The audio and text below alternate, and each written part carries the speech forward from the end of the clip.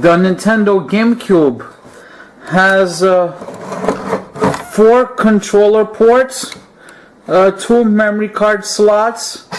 You can actually play GBA games on it if you connect an adapter to it, which I don't have. It has graphics by ETI. The graphics on the GameCube look fucking amazing. The games are in mini disc format, which is kinda cool. This is Zelda Twilight Princess for the GameCube. The GameCube games, they look fucking amazing.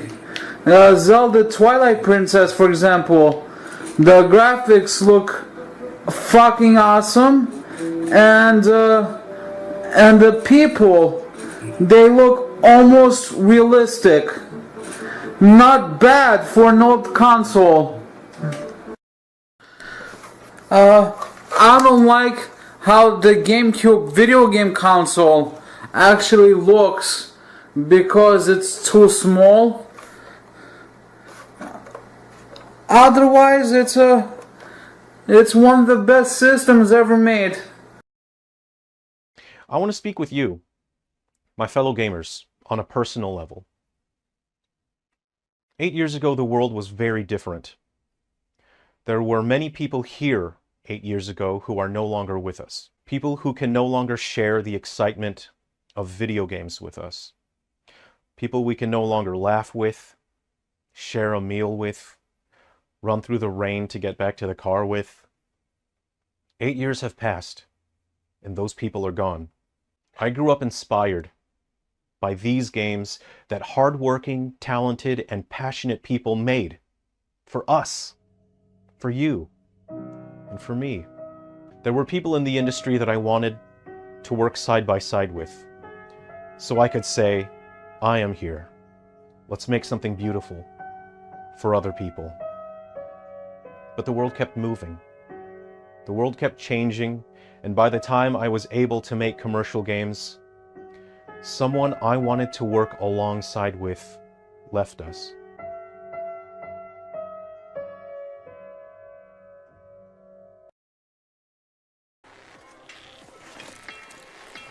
Okay, all ready to go?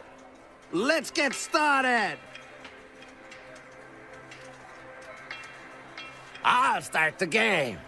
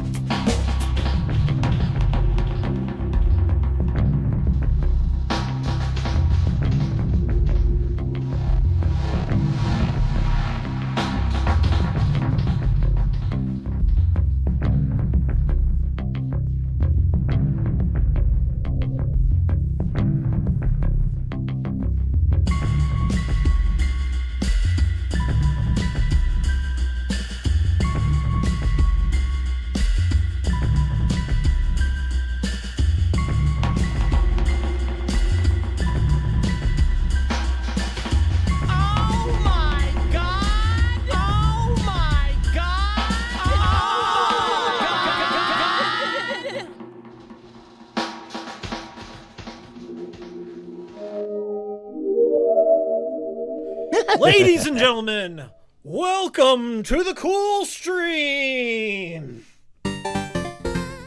I'm your host, Hikiko, and today we've got sober kings and sober queens with the QWEENZ, sober queens in the chat.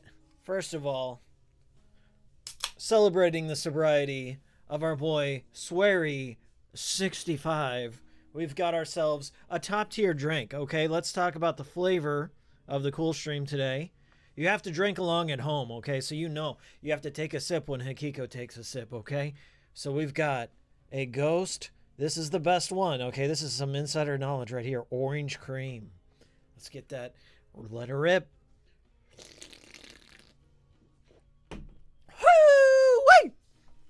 Ah, I'm loving it. Who do we got in this chat? A bunch of unhinged bugmen and bugwomen. Gonna buy that Switch 2 on day one, it seems. We got MD Chaos, shout out. Sinus. We have Western Esper. We have Gun Plus Skate. Josh Rogers. Hermes. Welcome, Hermes. We have world-renowned Geohound. Yay, the most underappreciated gaming content creator on YouTube. Streaming today? Yes, what's up, Akika? What's up to you? We're streaming every Wednesday for the foreseeable future at 6 p.m. Central Time on the Cool Stream. Shout out to everyone watching the video on the replay on the archives there. Everyone's included. Last stream was a very successful stream. We peaked out at 90. It's because people want that hot Nintendo goss, that hot Nintendo content. I'm not falling in line with the rest of the soyum. not old Hikiko. In fact, I've had many interactions since that last stream with big Nintendo stands. I mean, speaking of, my last video, I shouted out the Switch Lite that I bought in Japan. I'm obviously a fan of Nintendo, but that doesn't mean I'm gonna get behind these price hikes. I am on hashtag drop the price if you want to know. I'm being honest with you. I'm not just trying to be contrarian for contrarian's sake. I don't think it's a good price. The content that they've showed so far just isn't appealing to me. And somebody got really mad that I brought up that I own a Steam Deck. Yes, I own a Steam Deck. I traded in some old equipment that I had. I sold it on the marketplace, and I only spent like $200, and I bought a Steam Deck, and I've used it in so many different capacities in my life, more so than just games. It's like I took it with me to Japan and used it as a desktop. I mean, it's such a good utility knife kind of thing. And we are playing on the Steam Deck right now. As a matter of fact, we're playing Promise Mascot Agency. All right, before we get into it, though, we've got a few questions here in chat. All these people coming in. But think about Iwata, says Josh Rogers. Did you guys like that video up top? I can play it again. Let's go over to the chalkboard, shall we? Oops, a little spoiler here. Let me import that in. This is like one of the most insane videos that I've seen in some time. My jaw dropped when it was shared with me. They're like, what do you think about this mentality here? And I've got a little story for you here. So let's pull it in. I want to speak with you, my fellow gamers, on a personal level. 8 years ago, the world was very different. There were many people here 8 years ago who are no longer with us. People who can no longer share the excitement of video games with us. People we can no longer laugh with, share a meal with, run through the rain to get back to the car with. 8 years have passed. Here it goes. And those people are gone. I grew up inspired by these games that hardworking, talented, and passionate people made for us, just so you know, I'm serious for you, about this, and for me. There were people in the industry that I wanted to work side by side with. Yes, so I could say, gamers. I am there here. He is. Let's make something beautiful. Somebody call the Ghostbusters. But the world kept moving. It's Iwata. The world kept changing. I like and that by job. the time I was able to make commercial games, Chibi, it's your dad. Someone I wanted to work alongside this with. This is like class act emotional manipulation. I love the way he just looks at that at the shadow of Iwata there near the very end. Like, yes, fellow gamers, I am one of... Yes, fellow Nintendrones. It is I, your spokesman. I am the new Iwata. You know, Iwata would want you to pay $80 for games. He would want you to pay outlandish prices for aging hardware, essentially.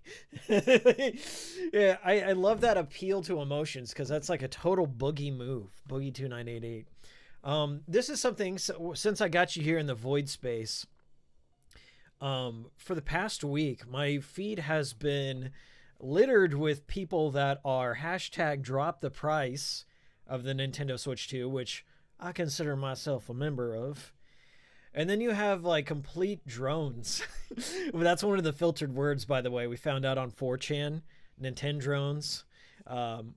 You have complete Nintendrones that have just gotten down on their knees and started spit shining the shoes of the big corporate, one of the most profitable corporations in the gaming industry, and let alone Japan, and are bending over backwards to make excuses for them. And there's been one guy that showed up in my Twitter feed today, and I had to read his entire screed. Like, I couldn't stop myself. This guy, I see him. I've seen him before. on Twitter. And it wasn't really until the Nintendo Switch 2 that he's been popping up more frequently. Guy's name's Nintendo Prime. Just call him Nintendo Tipster, because it's essentially an amalgam of Tipster, only he's cloaked himself in the brand of Nintendo. So obviously he is not going to criticize the company. He can't. He's painted himself in the corner with this branding as Nintendo Prime. And I'm going to read this for you. We'll rebuttal it just a little bit, and then we'll get into the game itself. I just couldn't pass this one up. Now, I didn't know too much about who Nintendo Prime was before like he started going into overdrive about the Nintendo Switch 2. And he's been getting in like Twitter arguments with people, and people are obviously pushing back because they just don't feel that Nintendo has made a great argument for why their games in particular should cost $80. And I think it's because people value the brand of Nintendo probably more than they've actually invested in the development of their games. They're not dropping like $150 million AAA games. That it's not that kind of thing. I think it's more of that whole nostalgia poison, that bug brain. It's like crack for the bug brain. So let's get into it. So Nintendo Prime, I'm not going to do a silly voice. We'll give them the benefit of the doubt. Okay, so here we go. Nintendo Prime says, I have some free advice for people. Don't tell others how to spend their money unless they are specifically asking for your advice. Immediately, I had to know, who is this guy? Where's he coming from?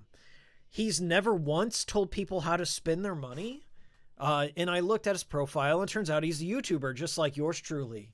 I'm like, never once in the time that he's owned a YouTube channel, he's ever made a recommendation for something. And so the first thing I did is I pulled this up. Yes, he reviews games. That is kind of the crux of a review. To inform people whether or not they should spend money on a product, or if that product is worth their time. And in some cases, time is also money. You can see him down here. Xbox Series X review, the best there ever was, or another dud. Okay, so this obviously up top is a mischaracterization of his argument, but we'll skip ahead here. He says, it doesn't matter what your reasons are for speaking up. It doesn't matter what you think you're doing. It is, in the end, not your money, and thus it is not up to you how people spend it. Like I give a fuck, all right? I'm not going to go out there and just stop people or slap the money out of their hand or, cut up their credit cards or protest out in front of a GameStop. But I am going to speak my mind when I think something is awry or something is a waste of time or money. I think it's okay to voice your concerns when a company like Nintendo hides the price of the Switch 2 outside of the Direct, among some other shady things. But anyway, he continues. If people make a mistake with their money, let them learn from that mistake. If people buy fentanyl with their money, that was their mistake to make. Don't try and prevent. All right, apples and oranges, I know. But if you're afraid of their mistake will affect you, telling them not to do it is likely just going to make them do it anyways. And instead, you both waste time arguing about it. Right. Never, try and stop a friend from making a bad financial decision. Just let them buy that BMW that they can't afford. It's only, at a 10-year loan at an 8% interest. It's their money. My money is my money. Your money is your money. I will be buying a Switch 2. What a brave stance. I will be buying games for said Switch 2 because I want to. I can't play. It's the smugness that gets me, okay? I don't give a fuck. Buy it, don't buy it. It's up to you. But you don't have to be smug. We don't have to be here in this fucking wall of text with you on this insane journey. Anyway, you don't have to. I have never told a single person what to buy. This is a lie. Objection! This is a lie. And here's my evidence. Because 8 years ago, he put out this podcast. Should you buy a Nintendo Switch? Where he goes over the various reasons why you should or should not buy a Nintendo Switch. Liar. All right. You don't have to. I never told a single person what to buy. I have people ask me on live streams all the time what they should buy, and I give the same response every time. How can I give complete stranger any advice on what they should or shouldn't buy when I don't know them? So I can't, so I don't. Then why are we having this dialogue in the first place if you don't know? Nobody else has to buy a Switch 2. Nobody else has to buy Switch 2 games. But, and this is the best part, I love this next paragraph. He goes, that would suck for me as somebody who wants more of those games, because if nobody else buys them, they'll stop making games for it. But that's life. I got a Wii U day one. Oh, you're not making a good case, my friend. Maybe you should have told more people to buy a Wii U, and then you would have more games. Anyway, I got a Wii U day one. Sucked nobody else really bought it because it led to me having far fewer games to play on it. Do I regret the purchase? Not at all. I got my money's worth and fun out of it, but I could have had more fun. Absolutely. If more people bought it. If only somebody had told people what to do with their money when the Wii U was out, maybe you could have had those games, but it doesn't matter. It's other people's money, other people's choices. Just don't say anything. Just keep your fucking mouth shut. Watch my 20 Switch 2 clickbait videos on everything that Go Nintendo already published that I'm just reiterating. All right, here we are. Paragraph or page 2 of this tweet. Are you guys ready for it? Here we go. I didn't run around bitching that nobody bought a Wii U. In that last paragraph, it kind of sounded like you did. And woe is me. It's perfectly cool. Here we go, the nonchalant angle. I didn't run around trying to convince people to buy it either. I didn't get mad at people for not buying it. I literally didn't care. Because your money is your money. Spend it on what you want. You review video games, Nintendo Prime. You have podcasts dedicated to these very topics. Don't pretend like you're not one of us. Obviously, being a Nintendo YouTuber, buying Nintendo products because I find them worth my money, I'm going to attract an audience that follows me likely and also finds their products worth the money spent on them. Your name's Nintendo Prime. You knew what you're doing. This is no surprise. This is no happenstance that Nintendo fans are following you. And now you've taken this defensive position for the price of the Nintendo Switch 2. It's not just like, oh, they just woke up. What am I doing? I accidentally made all these videos and I'm making this smug tweet about it. All right. Here we go. Same as I am an... Okay, here we go. Here. Obviously, being a Nintendo YouTuber and buying Nintendo products because I find them worth my money, I'm going to attract an audience that follows me that likely also finds the products worth the money and spent on them. Same as an Apple YouTuber or a PlayStation YouTuber, etc. You know the audience you're going to attract in the end is probably similar to yourself in what you enjoy and what you find worth spending money on. That doesn't mean I condone shitting on people who do not want to spend $80 on a game or $450 on a Switch 2. I will never tell anyone what is valuable to them. How can I even know? What is the conundrum here? I'm not really sure the angle he's going with. Like, I just am speaking into the void, my opinions, and if people buy something or doesn't, and the industry is swayed, the needle is moved in any directions, it matters not to me because I'm a total stoic. That is my brand as Nintendo Prime. What I can do is talk about what I am doing and why I am doing it. What my experiences are. I can tell you how you too can buy something or save money or whatever. But what I won't do is tell you to buy something. There is a difference. There's really not much of a difference though. If you want to get real about it. I need to reread that because that's an insane line. I can tell you how you too can buy something. Like you can go to the store with money and you can buy it. It is a possibility. or save money or whatever. That whatever is just a huge variable. It could be anything. But what I won't do is tell you to buy something. There is a difference. Okay. So I can tell you that you can theoretically buy something, and this product may or may not be worth money or time, but I'm not going to tell you that critical piece of information. I have no firm opinions. Spend your money as you see fit. See, this guy, like, this is why I'm having a hard time speaking with Nintendo fans at the moment. Speaking as a Nintendo fan, unabashedly,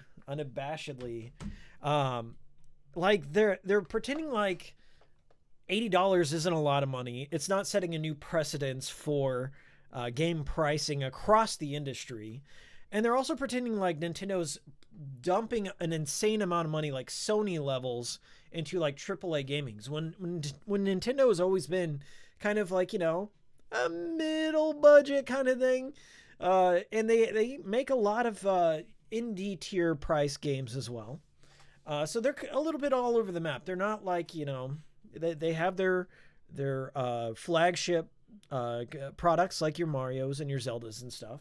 But I would even consider something like Metroid to be like a AA tier game. You know, it's in the middle of the road. Like there can be variable pricing. I agree with that sentiment.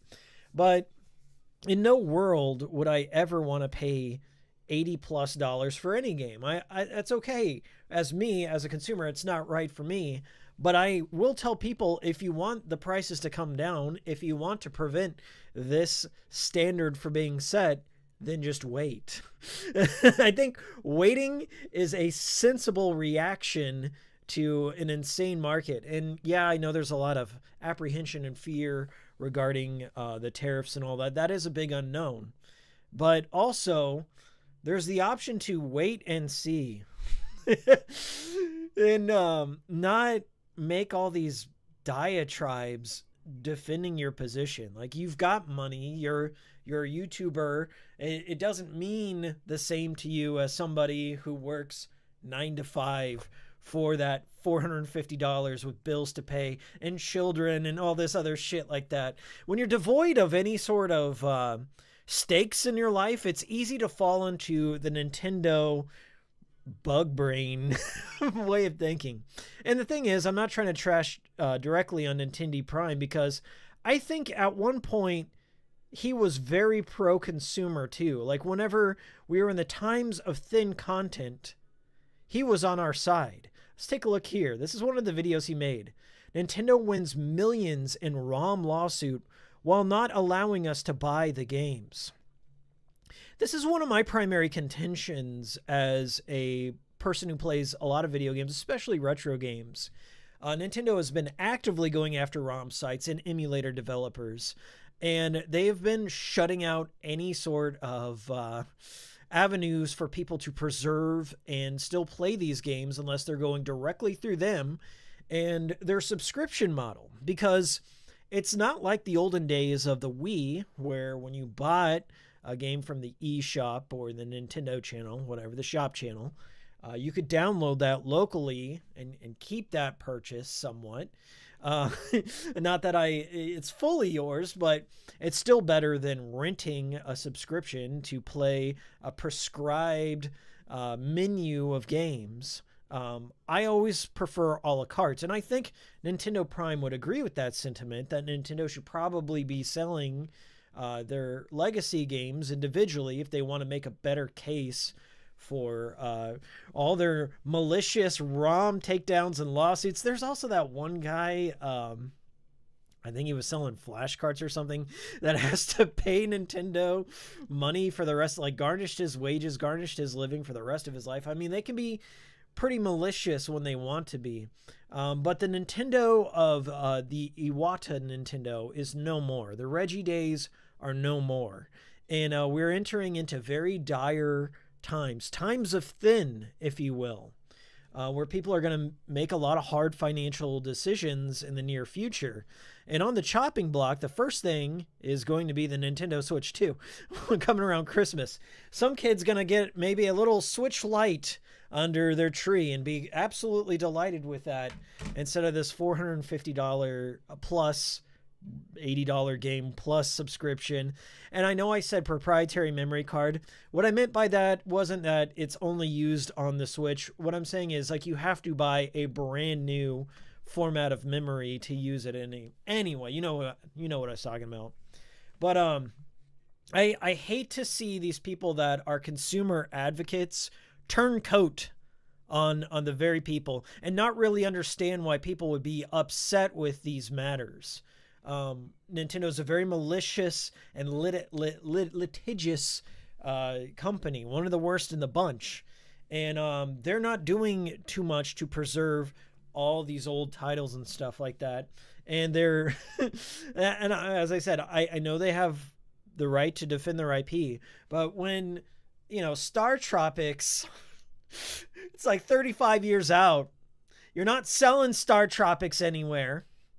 Okay, I can't go into a retail outlet. I can't buy Star Tropics digitally. What's the harm in me having a ROM of that? Isn't that my business? What if I have my own Nintendo carts and I dump my own ROMs and stuff like that? Like that's the sort of thing that I'm just like, we need to open up the discussion. We need to open up the floor and say, like, Nintendo doesn't get a full pass just because of my childhood. It's not the same company, not the same people in charge, and they've kind of followed suit with a lot of practices that I feel the late Iwata would find some umbrage with as a developer first. He was always a developer first, and I believe he would not want to sell map packs and characters and go-karts and shit like that. I think he would push back against that. And I think he was like probably one of the first people that noticed when the market was not receptive towards prices regarding the 3DS and the Wii U. And there's also, legends behind him taking pay cuts so everyone would get paid whenever the times were bad, the Wii U times. That was the kind of character he was. The modern day Nintendo, Doug Bowser, they don't give a fuck about what the consumer thinks until it hurts them first. So yeah, speaking out and encouraging other people like, hey, don't be peer pressured into buying this shit. Don't be gaslit into thinking that, oh, it's $450 because X, Y, and Z, because inflation, because tariffs, blah, blah, blah, blah, blah. They can lower that price. They're lowering the price is lower in Japan for a region lock version, but they can lower that price. You can wait it out. I believe in you. Anyway, that was my little rant, my follow-up. So hope you enjoyed that, class. We're in game mode now. We're in game mode. We did it. This is Promise Mascot Agency. All my sober kings in here know what this is all about. I'll try my best to explain it. This is a really bizarre game. It's made by the people who made Paradise Killer. It is one of the most bizarre open world games I've played. And our boy SWERY is involved. I'm stuck on these stairs. I'm at a temple at the moment. Our boy SWERY is right there in front of us. He plays this crow priest. Well, welcome. We got 50 people in here. Wonderful, wonderful. So, I've been playing this for about 6 hours or so, and I found SWERY. I wanted to find SWERY for the stream. So let's see. Let's hear what he has to say.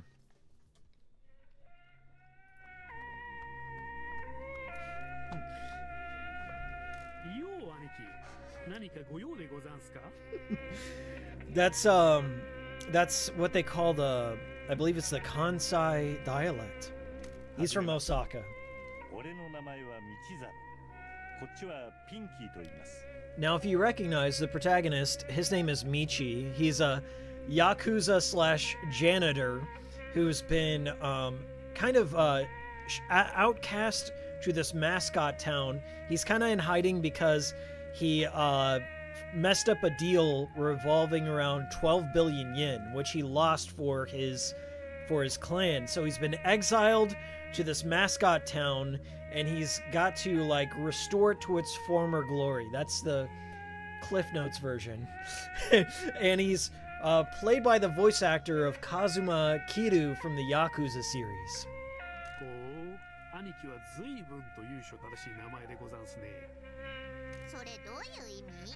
Oh, and Pinky is like his best friend / your partner in the game. Also a mascot.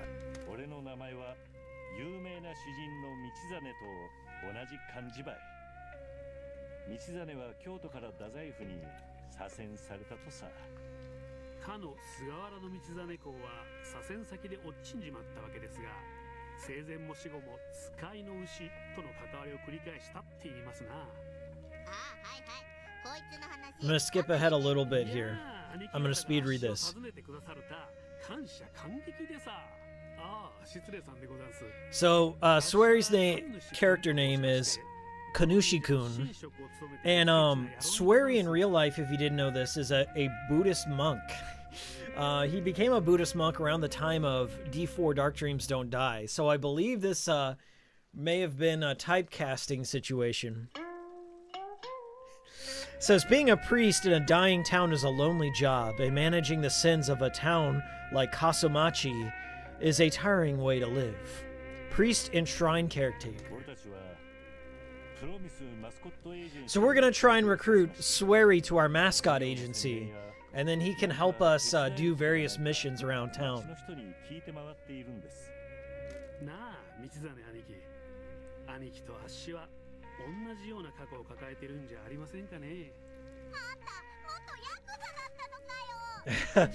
Was SWERY a part of the Yakuza? Oh, he used to be in a biker gang, and that in turn led me to incarceration. Like your ally here, I'm not ashamed of my past. Life is an expedition that has delivered me to the pilgrimage I am on now.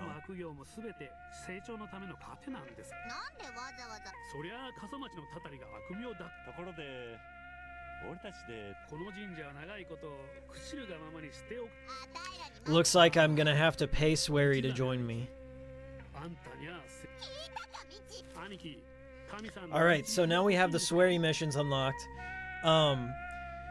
You recruit all these mascots around town to work for your agency, and your agency, the main goal is to make money to rebuild this town and then bring in regular income, so our protagonist can pay off his debt to his former Oyabun. Alright, so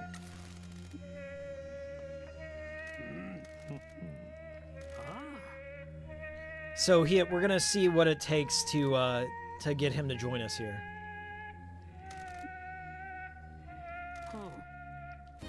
And we got him! Alright.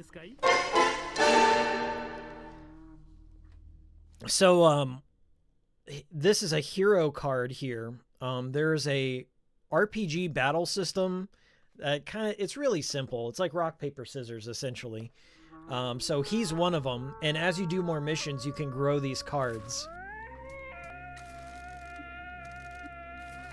And these are mascot help items here, so you can buy like various cards for battling, or you can give your mascots like little gifts, and they will get like various boosts in their missions. And then, so SWERY, or Kanushi-kun, wants me to clean up all the various shrines around town. I think he'll join me, like, permanently if I do that. And each one of the mascots, like, populates something on the field for you to collect. So if you're a big collectible kind of person, that's what this is all about. So now we're going to get a little crazy. This has a fairly huge map, so I'll kind of show you here. It's a big open world game, sort of like Grand Theft Auto, but your objective is to clean up trash and build your agency. And then I have Pinky. Pinky is just my partner. She helps me run the agency and gives me like little tips and strategies and stuff. So there are various objectives. Like there's a mayor in town who's kind of a scumbag. So you have to like destroy all these signs, like these propaganda things to earn money and fans. And fans increase your notoriety. So the more good things you do, the more missions you complete, the more fame your agency gets, and you can do various things, various fun things. Now I'm stuck. Great, as I'm shilling this game here. I picked this up specifically because SWERY was in it, and I didn't know what to expect because I knew of Paradise Killer, but I never sat down to play it. I knew it was like one of those very abstract art kind of games, and with a very unique style. And everyone said, okay, if you like that, you're gonna love this. And so far, I've been vibing with it pretty well. The music's very chill. It's like one of those lo-fi beats to study to soundtracks. The humor is it kind of dry, but it just goes strange places. The story isn't too dark. It's lighthearted. And there's a lot of cool things you can do to your agency to upgrade it. So right over here, we're going to take a little trip, and I'll show you what I mean. So I believe this is my agency.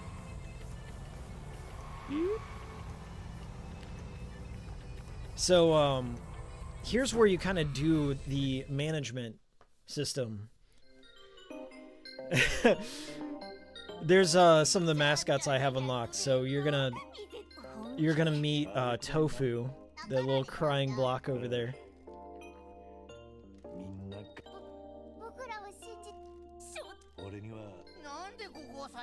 And then I also got Trororo.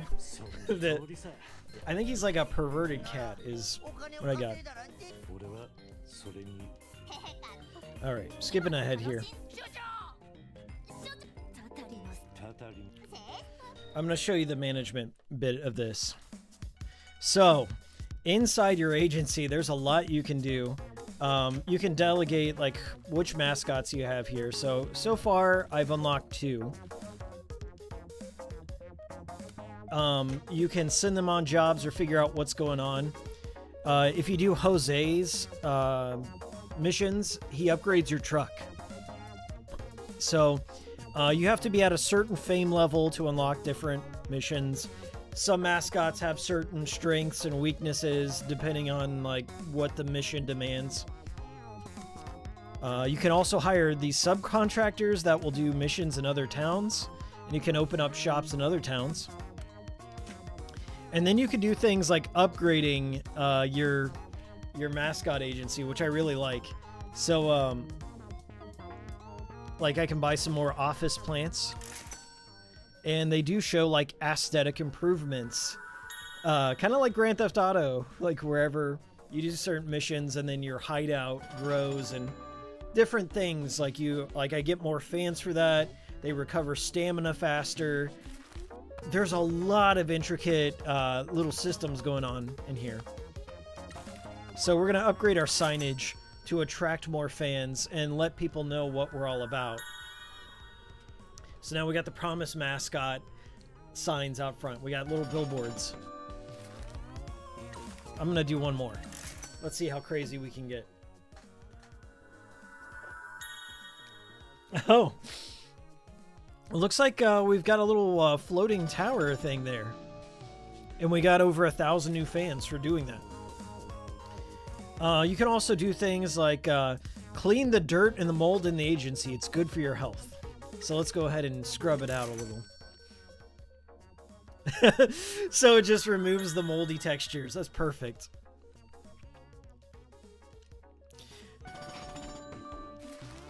And then you can also upgrade your water filters, that sort of thing.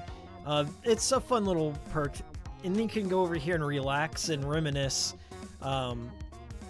and speak with the various mascots you got. So if I go here, I should be able to go into the onsen. Nope, we're just going on a date with Pinky, I guess. So, there's somewhat of a social link aspect to this as well.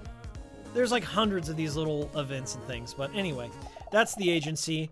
There's a Grasshopper manufacturer reference with that transition with all the stickers, so if you're a fan of No More Heroes, you might have caught that nod.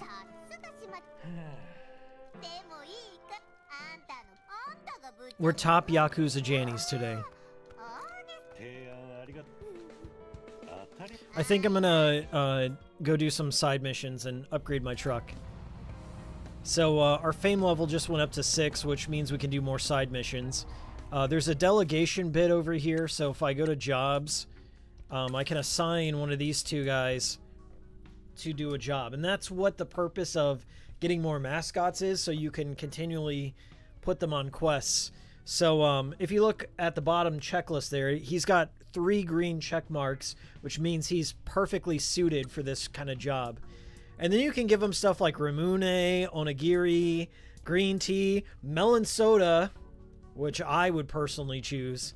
And they have various perks, but essentially each one of these things makes sure like there's either no random battle or it prevents them from replenishing too much stamina. So we're going to give him some melon soda and send him on his way. And then Tofu is not the right type for that job, but we're going to... Yeah, he's on a job there, so let's see if there's any... Okay, this one's perfect for Tofu. And we're going to give Tofu some onigiri. Now, as we're going along in our game, I know this is really confusing, but as we're going along in the game, eventually a random battle might happen, and then that's where this like weird card game comes into play. But this is one of those games where you just got to take it slow and realize it's very weird and obtuse at first, but it all starts to fall into place after a few hours. So Tofu needs some help. So I have the option to help out Tofu. So this is one of the battles.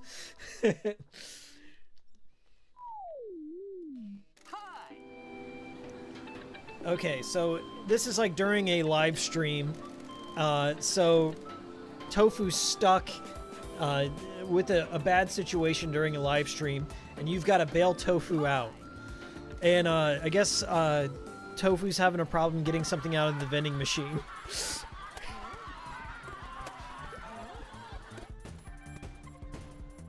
So, versus the faulty vending machine. And up at the top is Tofu's health, and the bottom is the faulty vending machine. So, if you don't like these cards, I can redraw them. But we'll see if we have anything that can take out the vending machine. And this one is plus 12 against machines. So we did some massive damage there. And then we're going to do Pinky. Looks like we're going to need another turn. Oh, we ran out of actions. Yeah, so I got to upgrade my cards if I want to help out Tofu there.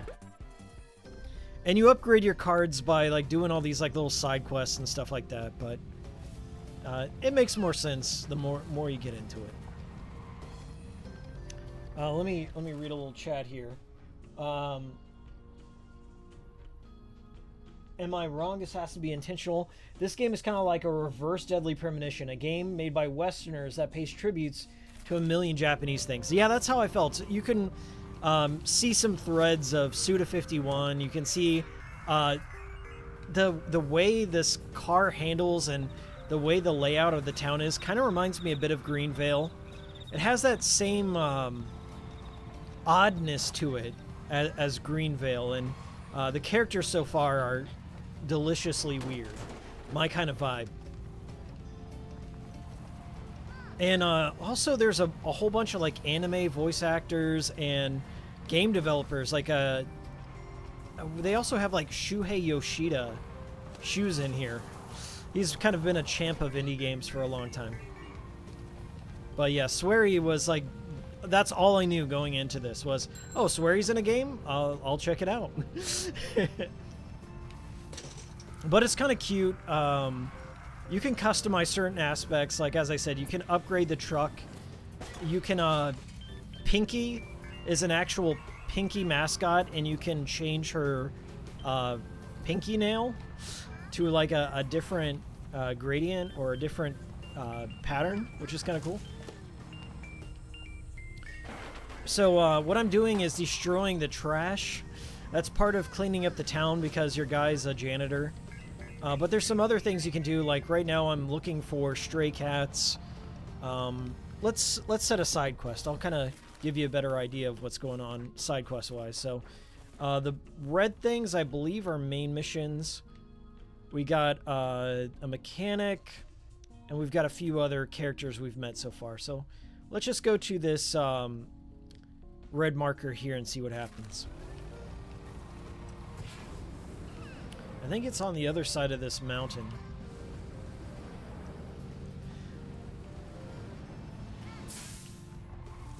The town is a tad weird to navigate at first, but you get used to it. There's like odd ramps and jumps and things. You also have to unlock like skills for your truck to break open certain barriers. So I believe I can't get to one of those mascots over there because I don't have that ability yet.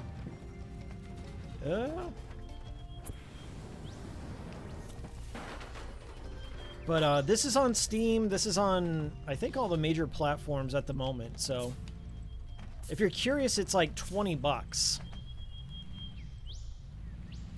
And I think they're having a sale now since it just released. That marker is just floating in space, isn't it? Yeah, it's just floating in space. I don't think there's a quest giver here. Unless it's this person behind here. But I can't break through that just yet, so we'll have to try another quest.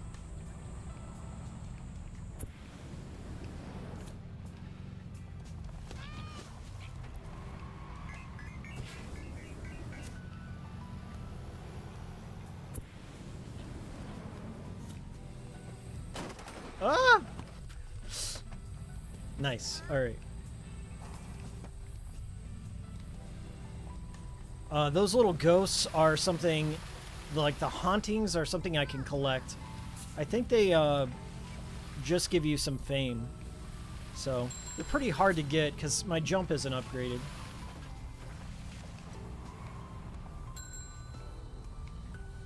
All right, let's go to the train station.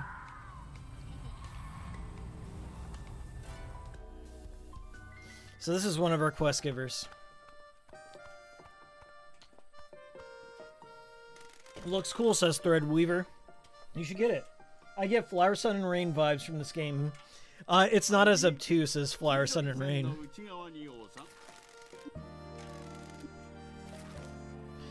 Let's buy some Ikibin. And then this guy wants me to search for cats. And these stray cats will report back to the train station. And he'll upgrade his battle card, essentially. So let's see if I can track down one of these cats. I believe these red glowing things on the map are the cats.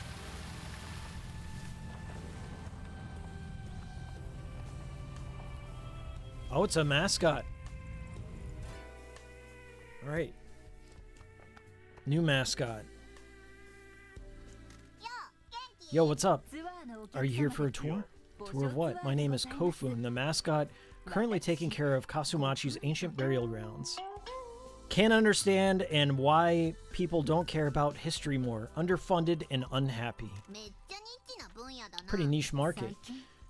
No one comes for tours anymore. Most days I'm just a caretaker, keeping it all presentable as I can by myself.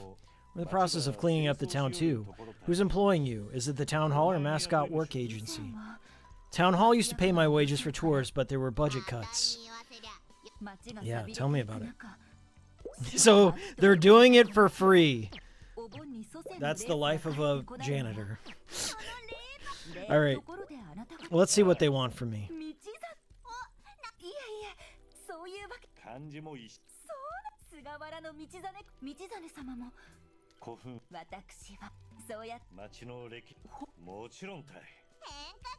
どこの会社も今はあたい。そう。さあヤクザのそれと俺がわかりました。Okay. So, this is the negotiation factor. When you get a new mascot, they're not going to want to work for free. You have to incentivize them by either giving them more job share. So, when you complete a mission, you share a bit of the profits with them. So, you can give them something like 10%, and that raises their interest of wanting to join your agency. Negotiate a bonus after every 5 jobs. 15% of the job share. What's 15% between friends? And usually I try and keep them in the interested zone and make an offer. Oh, no. 43% of the payment? No. Let's not do that. We'll give them some time off after every 6 jobs. How about that? That's better. We're not giving them 43%. We'll do a 33, a healthy 33. Yeah, and some time off. So, all those question marks are the various mascots you can unlock and send on quests.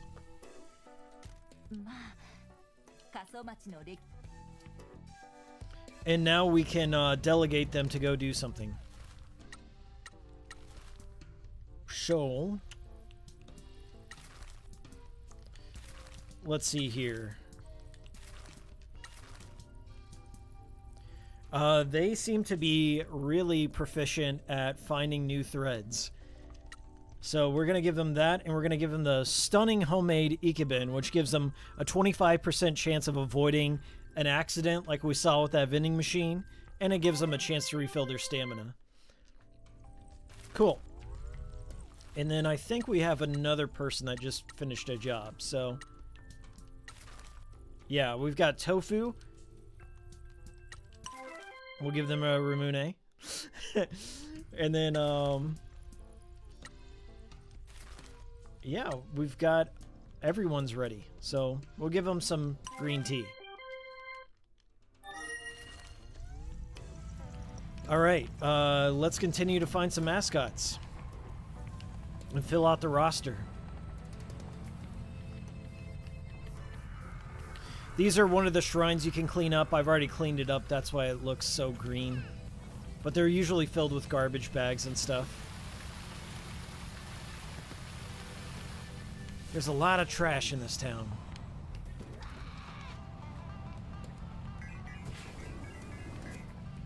I see some more.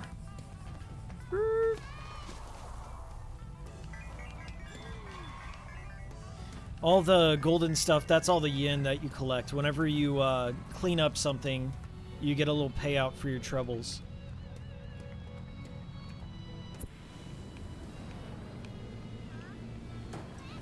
Whoa! I did not mean to do that, but it looked cool anyway. I think I broke my truck. I think it's all over now. Alright, use the boost. Get out of there. I'm gonna go for this red spot halfway across town here. Oh, this is one of the convenience stores I own. I do a bunch of missions for Kaso Mart there. They specialize in onigiri. And then, I believe there should be a quest over here, quest giver. Suzuki Coffee.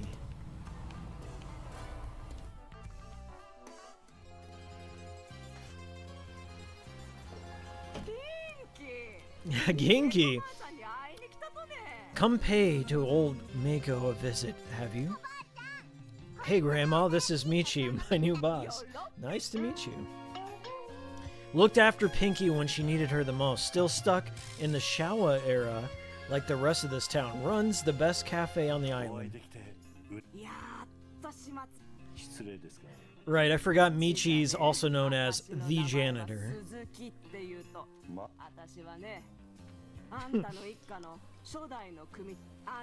She has ties to his Yakuza family by marriage.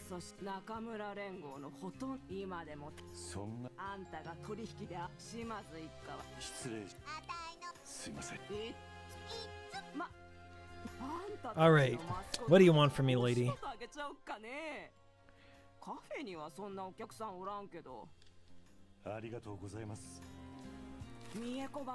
All right, so we're gonna unlock her card.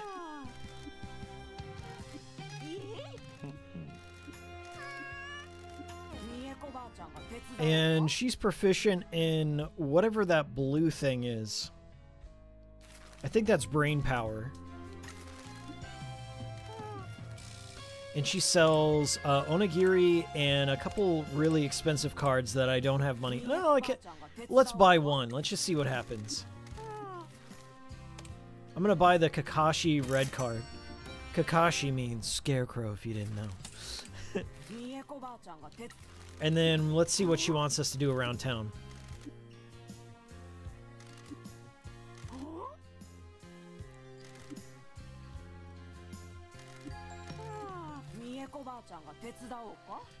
She wants us to help her make promotional items, I think. Alright. So she's a new client, which means that we can do side quests for her. And then we also, Tofu's in trouble, so we gotta help out Tofu. Alright, so this is the battle system, once again, to remind everyone. This is where all the cards come into play. It's not really complex. The problem is you usually only have 2 turns. Poor Tofu.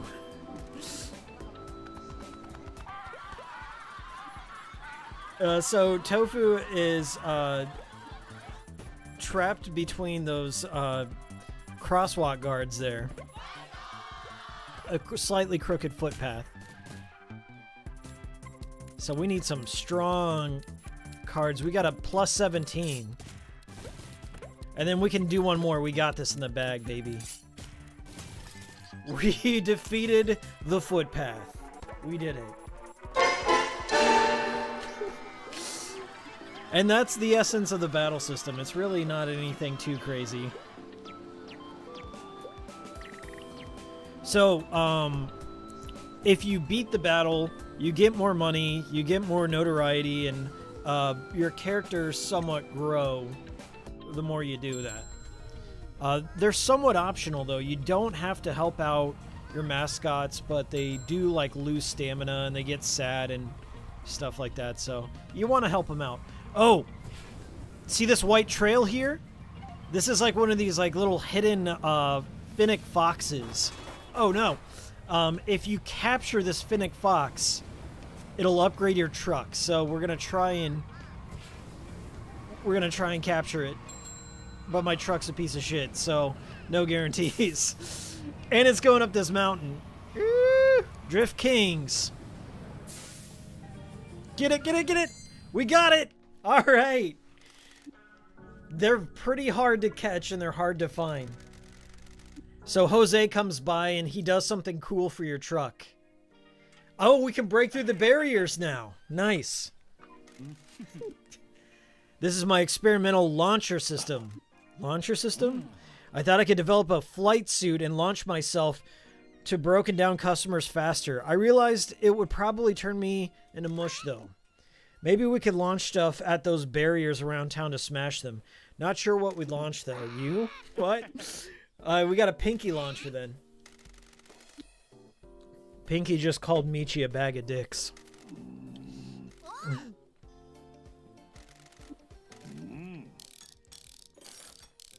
Thanks, Jose. Shout out. So this is like how the progression works in the game. You do these like weird side quests, you unlock a new thing, and more of the town and secrets become available to you. So let's launch Pinky. Oh, that's pretty cool. She doesn't go too far. She spawns right back. And we unlock some new cards. Yamain. Nice. Let's go around town unlocking some barriers, shall we? Slewdag says, thanks to Naruto, I know that, about Kakashi.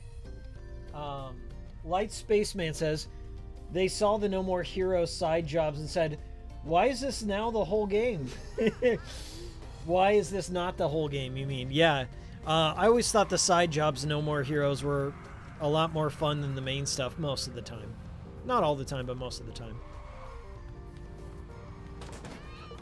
Oh, I can launch Pinky at things, so there is a targeting system. Say if I'm driving by something I can destroy. I'll give that a try. Oh, wow! Yeah, Pinky launches pretty damn far. That's sweet. You just launch her at the trash.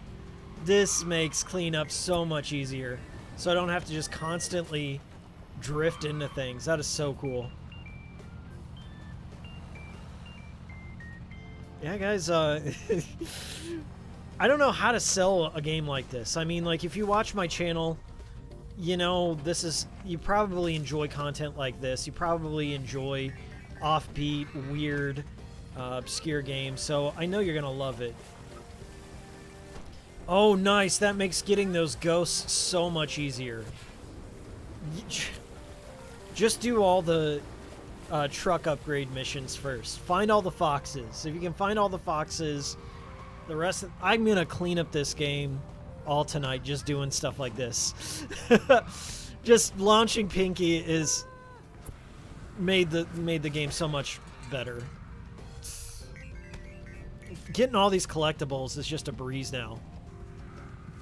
Because before, I'd have to launch my truck up like this. And the truck can barely jump right now. It jumps like maybe 2 feet in the air. Just spamming Pinky. Hell yeah. Look at all this stuff. Look at all. Will you look at all this? I just found the mother lode of Destructibles. What is all this?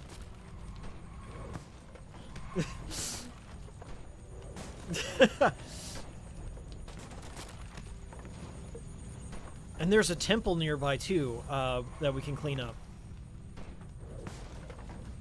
Jeez Louise. I'm already like 40% done with all these signs. Alright, I'm getting a little carried away here. Sorry, Pinky. Traumatic brain injury to Pinky. Have I already cleaned this one up? I don't think I have. So this is like one of those shrines you can find. And you get out your old trusty Janny broom and sweep it up. And I think that's going to make SWERY happy. If you clean up all the shrines, you can upgrade SWERY's card.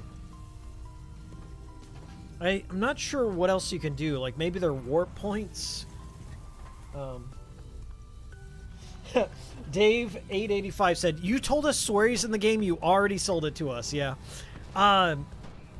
This game isn't getting a lot of promotion at all. And, I mean, that's the nature of indie games in general, but I certainly think this has enough meat on the bone and quirkiness, and it seems like it's going to get a bit more complex as I go along, too, because I'm only like 4 or 5 hours in, and I've unlocked a lot of unique mechanics, and the mascot management and agency upgrade stuff is a lot of fun. And while the card battle system isn't like, you know, super complex, it's not like Magic the Gathering, it's still cute enough and funny to keep my interest. So I just got Bear-chan, a little Shiba, an elderly Shiba Inu that wants treats, her bed, and nothing else. All right, let's check on my mascots. It seems like all 4 of them have finished their jobs, so we're gonna send them out. We're gonna give him a nice burger. And then we've got tofu. Tofu's available. We'll give him some electrolytes. And then Jose, we'll give some satisfying noodles there. All right. Let's go look for another mascot, shall we? MD Chaos says, I don't know if this is your kind of game, but hearing Takaya Kuroda, Kazumakira's voice actor, is in this is good timing, because there's a platformer game called The Rusty Rabbit where he voices the main rabbit in that. The Rusty Rabbit, huh? Is it a 2D platformer kind of thing? I might check that out. The man's got to eat.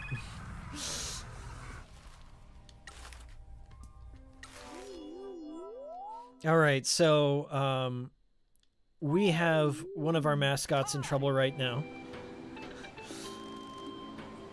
It seems like their stove's broken, their gas grill.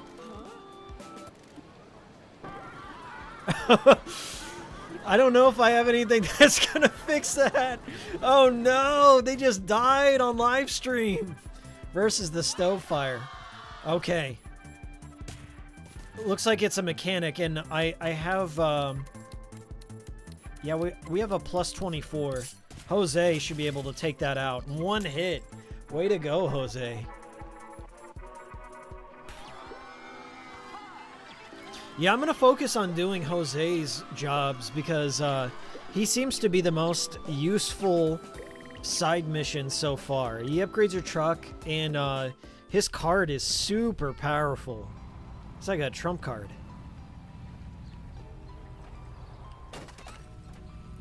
This is what the Gen Zers or the Gen Alphas call soulful design.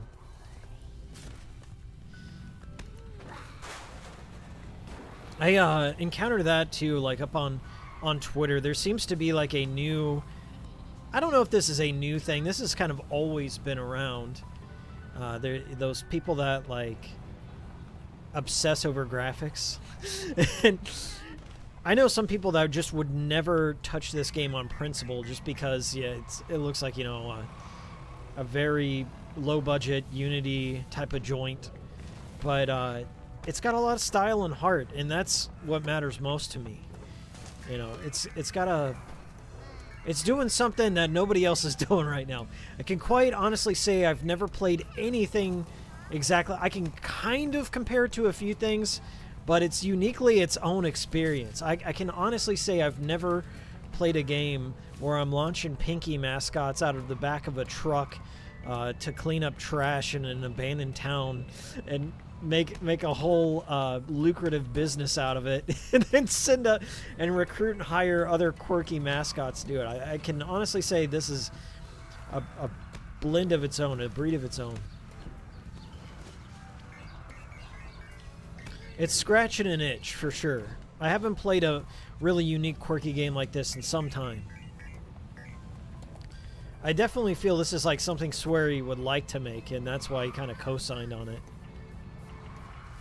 Alright, we got another mascot here. I'm not sure if that's a cat or what.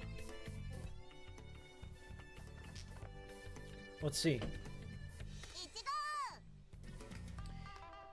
That one game that takes place in Japan, America, that's my most anticipated game of the year. Oh, yeah.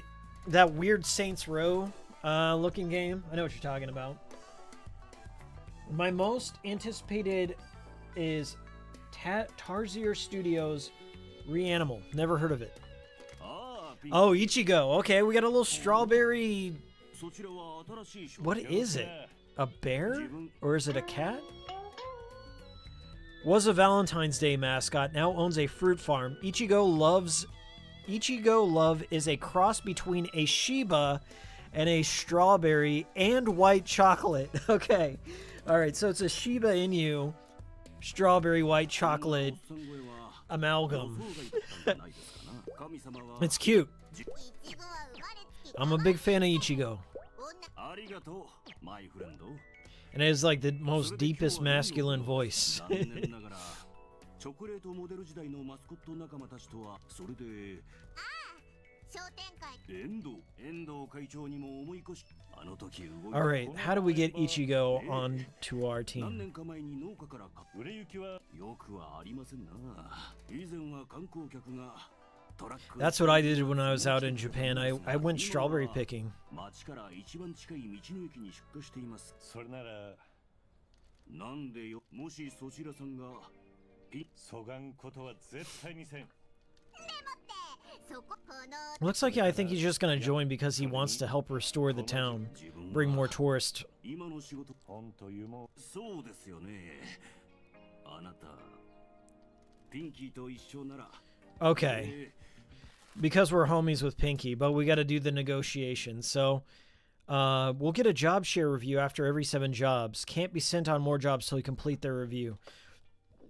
Let's try with 5%. Oh, 5% ain't gonna cut it. 15? That's gonna be... No, we'll give them 5% and some time off. Yeah, we'll do that.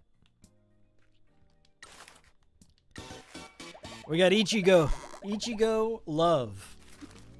まあ農園の収入もあります全力を尽くします Alright. Let's send them on a job. Looks like none of these guys are cut out for it. Okay. Ichigo can do this one, and we'll give him some melon soda. Cute. Alright. Yeah, we gotta raise our fame level, so the only way to go about doing that is doing more side jobs and cleaning up the town. So it's gonna be a little bit, but let's roam around town. Oh, by the way, if you're now joining us, friendly reminder. I'm gonna kiss it. I'm gonna kiss it with my thumb. Leave that like. Get out my face. I'm so happy you guys are here. We're doing cool streams every Wednesday for the foreseeable future. Content's coming too. I have a couple of topics that I've wanted to cover for a while that are they're in the process. As my time is freeing up. I've had a very busy year so far, but things are freeing up, and your old boy Hikiko will have more time to spend with y'all, and some more videos to share. And I have an experimental thing I want to try.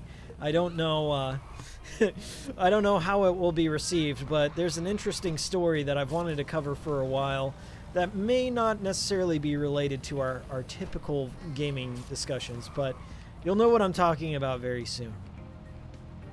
I've got the bullet points of what I want to say, and I'm going to sit down and flesh out the script a little bit, make it a bit more coherent from beginning to end. And then we're just going to put it out there and see what happens. I find some of my weirder stuff tends to hit better than just like what's expected, so we'll just see what happens. Alright, we've already got that gate. I want to head back to the Mascot Agency and do some upgrades and make sure all my mascots are well taken care of.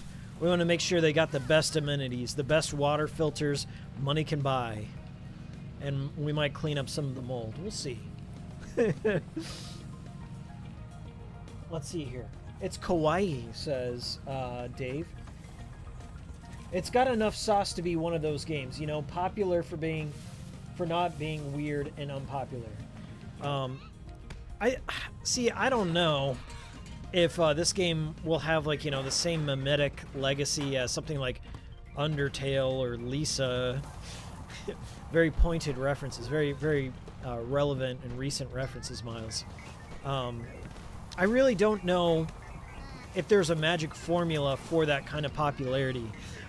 This does have furry characters. Furry character seems to be like one of the secret sauce ingredients. It's not really secret, but this got some furry mascot characters. I could definitely see a little bit of interest in that regard. The music is far more laid back and chill. It feels not to like be insulting or whatever, but it feels like something like you would hear in an elevator in the 1990s. Very much inoffensive and easy listening. And I think that's good when you just want to sit back and do a little collect-a-thon. You know, if you're into stuff like Banjo-Kazooie and Donkey Kong 64, that kind of thing, like where you just kind of not necessarily turn your brain off all the way, but you can just hone in on a target. Like, I'm going to collect all these things, or I'm going to destroy all these barriers, and, you know, do a couple of tasks at a time without getting too overwhelmed. It's good to play a game like that every once in a while. Oh, we got a secret barrier. Let's see what's in. And we got a new card. Captain Sign. If you don't have road safety, you don't have much. Citizens, be vigilant, but be reassured Captain Sign will protect you. Getting all the cards. The cool thing about upgrading the Mascot Agency is, I think that's the balloon. You can kind of look up in the sky and see where it's at. At least I think that's our agency. There could be another balloon. Yeah, there's another Pinky over there too. What's going on here? Launch a Pinky. Hey! What's this? It's another appendage! Fast travel upgrade. Fast travel system. People love getting places fast, and they hate taking in the view. Upgrade the phone boxes around town to enable fast travel. Search the town for fast travel spots to unlock more locations. So I think I have to go to the Mascot Agency and buy fast travel, but that is definitely a SWERYism right there, sort of. Deadly Premonition over the years has gotten so much flack of being somewhat of a dead open world, and that's not entirely true. There's a lot of open space in some areas, but some people just give up on Deadly Premonition because, oh, it takes forever to get around, and they never do any of the side quests where you like unlock fast travel. Early on in the game, I think as early as Chapter 2, you can do George's side quests and unlock a walkie-talkie, and you can he'll come and pick you up and take you any place that you visited in town. And it really does streamline the game and make it much more enjoyable.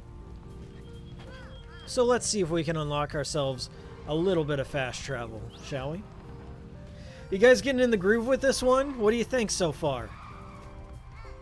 I would definitely recommend... I don't want to tell you what to do with your money, but I would definitely recommend taking your money and dropping 20 bucks and supporting these devs, because this is a charming game. It is...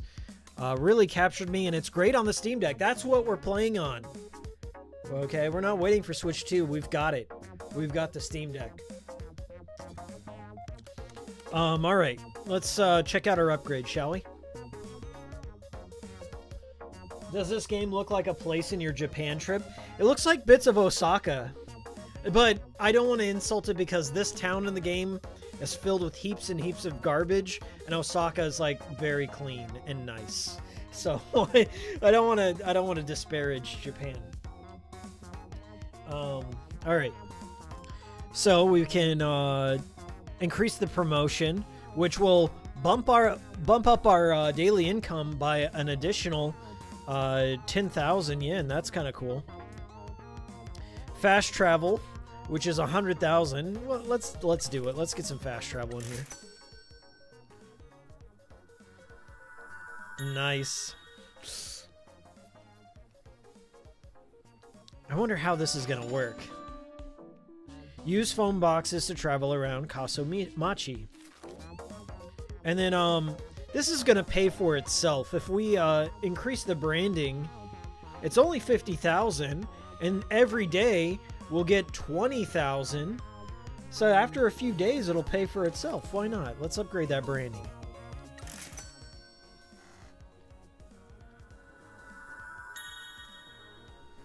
Is it 120 FPS? I think it can be. I tend not to unlock the frame rate or mess with it. You can toggle settings on the Steam Deck, but I tend not to mess with whatever the developers and the community has decided the best settings are. I'm not really picky about that kind of stuff. So I can upgrade it for 75,000 and increase it to 30,000 a day. I'm kind of tempted to do that.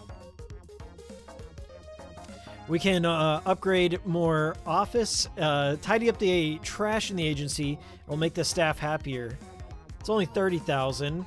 A small boost to stamina. Or increase the water, or improve the water supply. Provides a small chance to completely replenish a mascot stamina when a job's finished. You know, that's gonna be worth it, honestly. Let's increase these water filters here.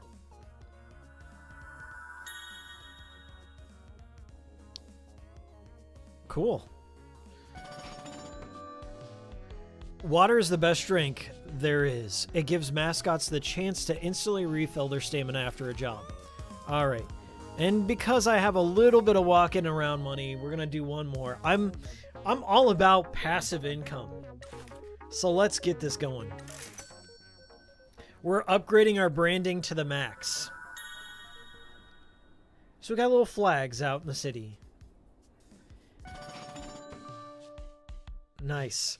So, provides a small bonus to the number of fans gained as well.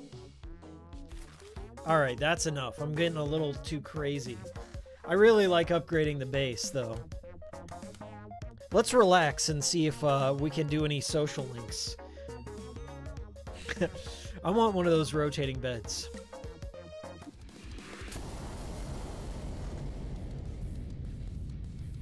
Well, that was unexpected. Hey, what's going on? Get it together, you little punk. Call yourself a mascot? You make me sick. Do you want me to roast you in the fires of hell? Do your best, okay, sweetie? It's really important, okay? I believe in you. Don't let me down. we got a little split personality going on here. All right, we'll do one more social link.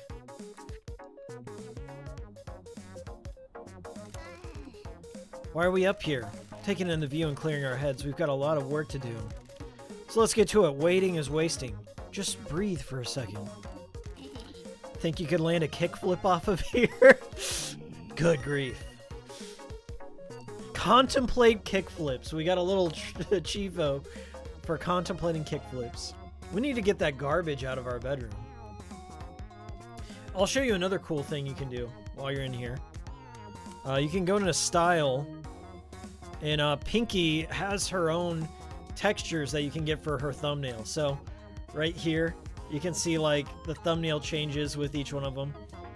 I like the bloody one, honestly. Like she's got a terrible hangnail. That'd be kind of cool. This is some True Detective shit. This is like some conspiratorial secret R-word cult. I don't know. That's not the Sega Dreamcast. I don't know about that spiral. We're not going to do that. I do like the sparkly blood one. And this here reminds me of 70s design. If you see the decline pattern here, it reminds me of like those old 70s like water cups or coffee cups. So I think I'm going to go with that one. I guess it's similar to Animal Crossing. Yeah, you can find those textures, like those little squares around town. Trying to sell me this game on words alone won't do anything than just experiencing this game, I think. Yeah, I mean, it's something you got to dive in and get into the mindset. I say that a lot in my reviews. Like, you know, don't take my word for it necessarily. Try it on your own. I believe there's a demo on the Switch. There's a demo on Steam. And it's on sale because it's only been out for a week. So if you want to get it for a good price, now's your chance to try it out. All right, how are we doing for time? We got about 30 minutes left in the stream. We're keeping these streams a nice, succinct 2 hours. So, oh, we just destroyed that major sign up there too. I didn't know that was possible. So here's our fast travel system. And you have to visit each one of these phone booths. So to create links in between towns, in between the town. I think you get the agency itself is by default unlocked. And then you can go to various areas. This is going to be great. And then I've got 6 of my mascots available, so we got to delegate. Let's send them on a job here.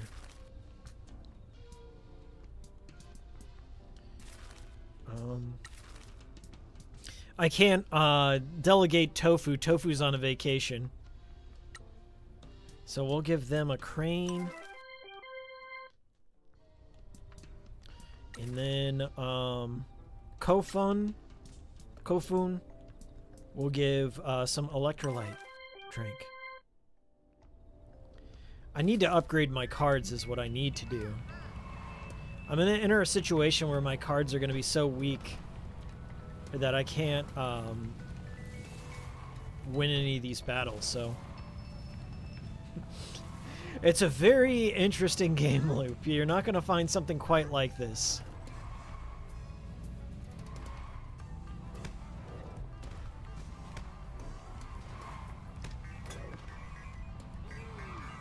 Getting all that dosh.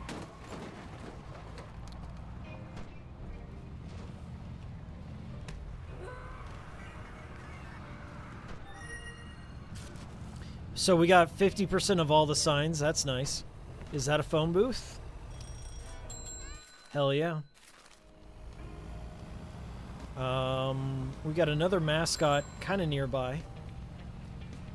And then I have to pay some bills. The mascots cost money, and running the agency costs money. And I feel like I'm going to enter a deficit if I don't increase my revenue. I'm too generous. I'm too generous of a delegator, of a boss. I bet one of my upgrades is going to be water travel. I want to say it is. And the jump, because the jump is pretty pathetic, so I'm hoping I'm going to get that jump upgrade soon.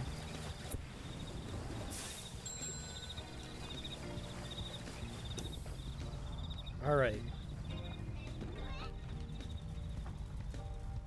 I always hate these weird hairpin turns. Alright, let's check our map here. So we've got a little Captain Sign has something for us. We got yeah, let's see what he's up to. We'll place a marker here.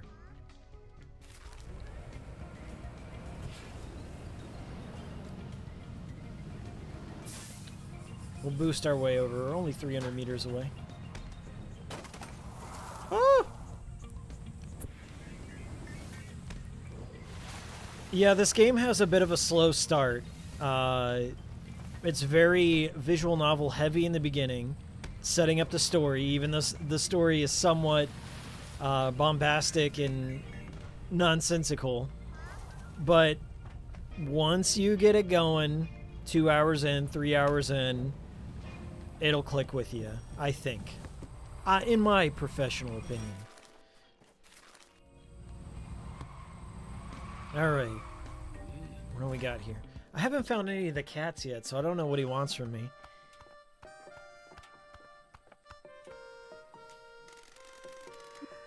You Baobab says, have you seen the game Omega 6, The Triangle Star?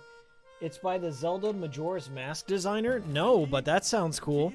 Hey, you Baobab? You Baobab? Is it you Babo? Send that to me on Twitter. x.com/Hikikomori Media. Send me a link to that, or if you're in my Discord, send me a link to that, and I'll definitely check it out. Majora's Mask is one of my top favorite games, so I definitely want to see what the designer of it has in mind for a new game. That sounds pretty cool. Hey, oh, there's a new mascot over here. That's why. It's a cat.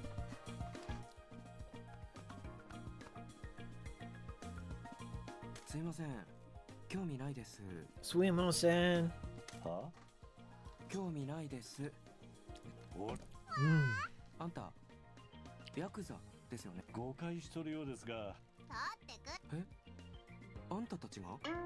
Salary Nyan. That's clever. And if you look at his ears, they're the little yin symbols. And his tie.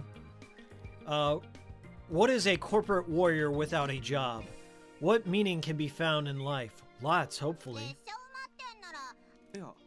Salary Nyan. I love that.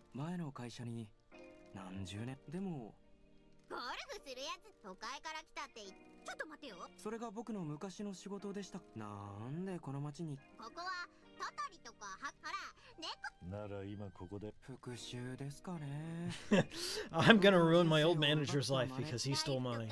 Wanna borrow a knife? Maybe we could look into a drone strike. Damn, Pinky. でも復讐なんかじゃ気はお前はさっき運命をこれを This guy is going to be really expensive to hire. I just have a feeling. We'll just offer him a bonus. And maybe some time off. There we go. That's good. Time off is cheap. 23% cut in each one of the jobs. We got salary Nyan. We're filling out this roster in just this short amount of time. Game's moving right along.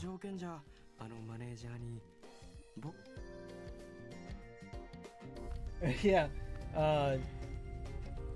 Is there a lot of references you recognize that are deep cuts? There's quite a bit. It's almost everything about this game has a reference to either anime, Japanese culture, or video games, but it doesn't feel so bogged down by it. It does feel like it's still trying to have its own characters and its own style without constantly winking at the player. It's not annoying in that sense. There's a lot of modern games that don't have enough confidence to stand on their own style, and I don't think this is trying to copy anyone's bit necessarily. This is too bizarre and unique and risky, in my opinion. Like, who would have thought of something as intricate? And they really do commit to this bit. Like, this is a very intricate agency management sim / open world / visual novel.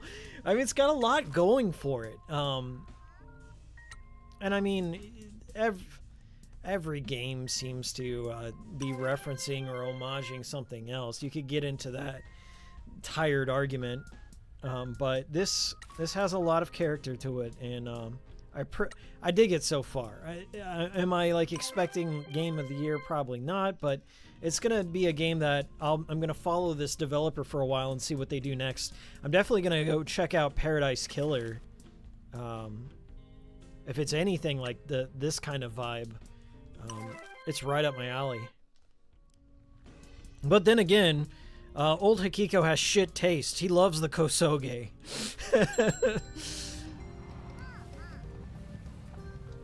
Oh yeah, there's a stamp rally in this game as well. I've been doing that. It's a good excuse to explore the far regions of the map. Japan certainly loves their stamp rallies. Anytime you go to a train station or the airport, you can get a little stamp booklet and mark out the places you've been. That's always a fun pastime in Japan. Let It Die also has a stamp rally as well. They really play into that. Yeah, we're getting all the secret stuff too. Nice. The concept of doing a game about Japanese mascots is something newer. Never actually seen that before, says MD Chaos. Yeah. Suda51 did have a video game about mascots. Do you guys know which one it is?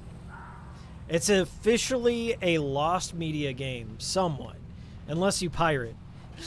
There's no way to buy this game anymore. Do you guys know which mascot game Suda made?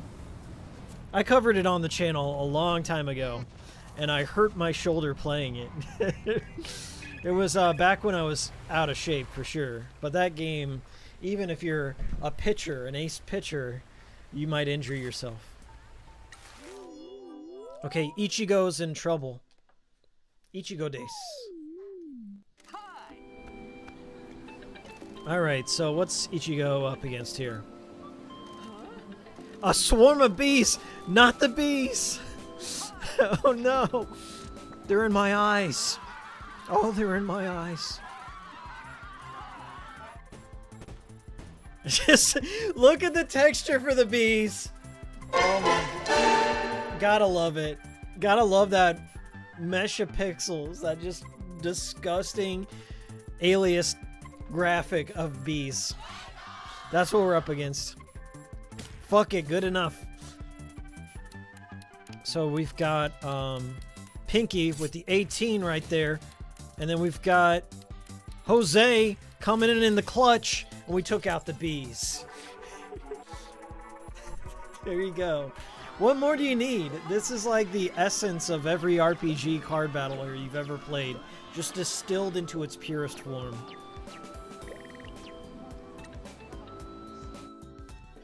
Rias2 says Diabolical Pitch. Yep, that was the one.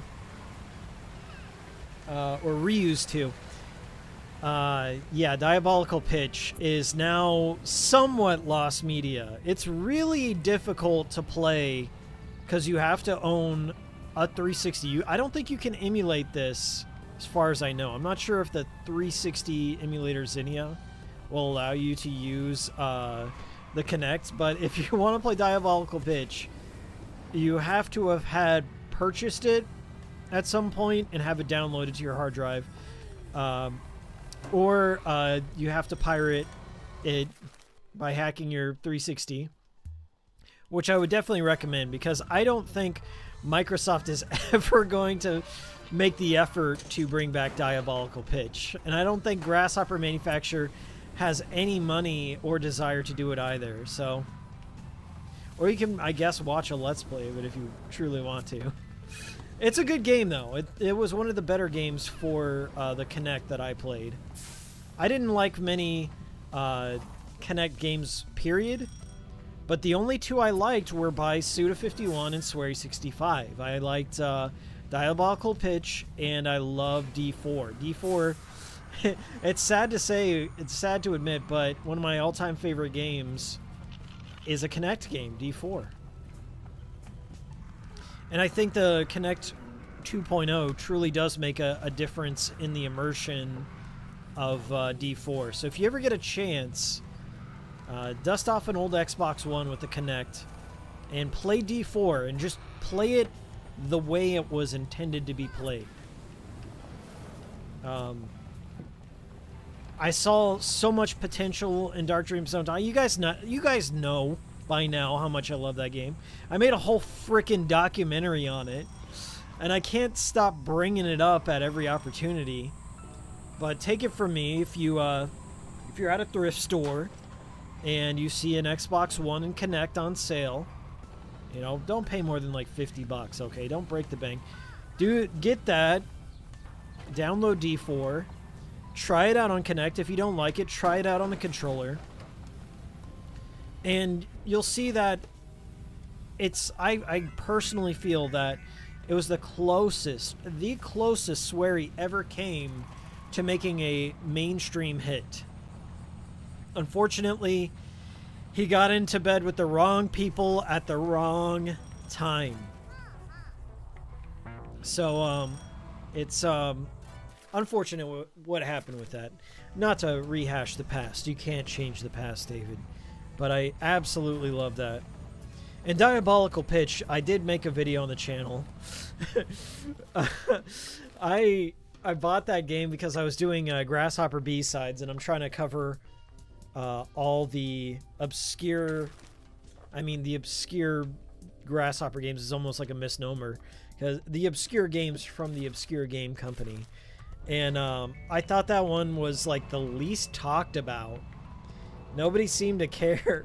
But the thing is, Diabolical Pitch is canon to the Sudaverse. Okay, it does come into play in Travis Strikes Again. There are some Edo, or is his name just McAllister? There are some McAllister references all throughout No More Heroes. Check this out. Check out this huge tanuki. This greets you when you come into town. It freaked me out the first time I saw it. You guys like this? This is how I knew I had the right game. But there's no big nuts on it. Tanuki statues, when I was in Japan, I think I got a couple photos of them, but usually when you see a tanuki statue, they got them big nuts. It looks like a big sack of stolen goods. Unless that little texture, like that little sculpt right there, I don't think that's nuts. Let's get closer. Let's examine this sack here on stream. Let's put the whole YouTube channel at risk, shall we? Let's get a little closer. Now, I've seen a couple of scrotes in my day, and that may be a scrote. It kind of looks like one, but it can also blend in. I think that is. What do you say? 1 in chat if that's big tanuki nuts. 2 in chat if that's just part of the texture. It's just part of his feet. It looks like it's resting right there. Like, it's just kind of hanging a little loose under there, but I can't really make heads or tails of it. Yeah, I'm gonna say that's probably a scrote there. You can't really see it unless you get up close and personal.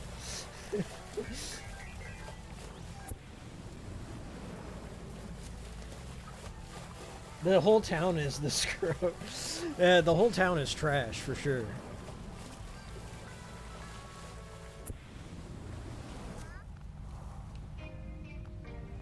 So, okay, let's see if I can get back on the road here, and we'll see if we can get. Yeah, I mean, it kind of looks like it, but like tanukis usually have a white sack. If you really want to get down to brass tacks.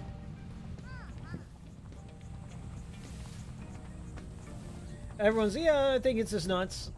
The world is a scrote, says Dave. Yeah, the world is your scrote.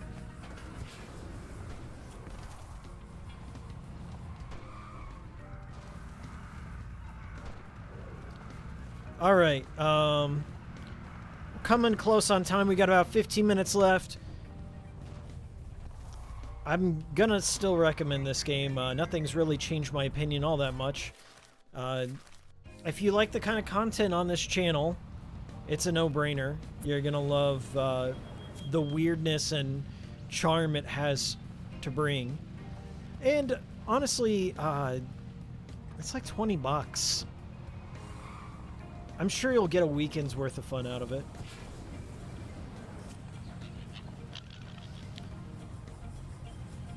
I always recommend buying stuff on the Steam Deck, though. I have multiple systems I could have purchased this on. The PS5, I think this is on PS4, Xbox, Switch, and all that. But I chose the Steam Deck, even though, you know, it's not as powerful as my PC. When I buy something on Steam, I get it in multiple places right off the bat. And that's the kind of mentality I have. Like, I even though it is, you know, a digital game, it still feels a bit more in line with the freedom that I felt back during the... This is gonna be a throwback, but there was a time in Sony's history where they did this thing called cross-buy. It was an experiment that they did across the PSP, PS Vita, PS3, and I believe PS4, where if a game you purchase existed on any other platform in Sony's library, you owned it across all their libraries. So if I bought something on the Vita, like I believe it was like PlayStation All-Stars, if I bought that on the Vita, I also got the PS3 copy as well, and vice versa. And then a lot of indie games followed suit. So I have my copy of Hotline Miami that I purchased on the Vita, that I still own and can play on the PS5, which is very awesome. I'd be more willing to buy more digital games if cross-buy were implemented or kind of guaranteed in the same way as it is with Steam. Now, I'm not saying Steam is the perfect model because, you know, once again, everything is digital and locked down to their DRM or whatever the various DRMs, like the companies, like EA Origins and that BS. But I can say that the games that I purchased, like back in 2005, when I first got Steam, have followed me into the future, and that's always nice. And it's nice to be able to own those. And like when you buy a Steam Deck, you have that pre-established library if you've bought a PC game before, bought a Steam game before. And that's always good to, you know, just buy a system and then have a library available to you. I'm not exactly sure if that's going to carry true with the console model. I'm not saying Switch is going to like hold out on stuff like that, but I believe there are going to be like Switch 1 games that are just not going to carry forward. I believe there were some compatibility issues for Switch 2, which is unfortunate to see, but I don't really have that issue so much with the Steam Deck. The community on the Steam Deck is phenomenal. If a game is not compatible, you get all like the cliff notes. You also have an opportunity to apply fixes yourself and try and get stuff up and running. That's kind of the case right now with Deadly Premonition Director's Cut on the just in general. The game is botched beyond belief. Like, it works differently on everyone's systems. It's like it's kind of like you know those cursed games or something, like where somebody found like an old Nintendo 64 cartridge that's missing a label, and every experience is a unique experience kind of thing. That's what it's like playing Deadly Premonition Director's Cut. Depending on who's running it, depending on their hardware, it's a unique experience. Either a somewhat functional one or absolutely broken in every conceivable way. And right now, there is a group dedicated to getting Deadly Premonition Director's Cut running on the Steam Deck. I personally haven't got it up and running. I got two running, two runs just fine, but I haven't got one, and I'm curious to dig into that and try and get it running.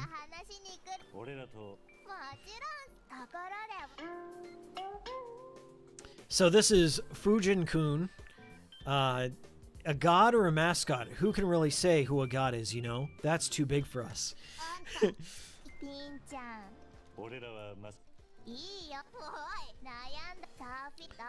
So we gotta negotiate and get Fujin on our team.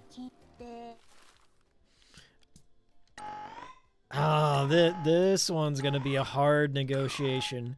Money doesn't seem to be a big motivator. They like the bonuses. They really like time off. And we'll do the job share review. I haven't done that yet, but we'll get the... And only 18%? How can you argue with that? Moving right along. Alright, let's do our last round of side jobs here. And we'll close out this stream because we are creeping up on the 2-hour mark. Just checking in on you guys. Thank you so much for tuning in. We'll give them a burger. A questionable burger.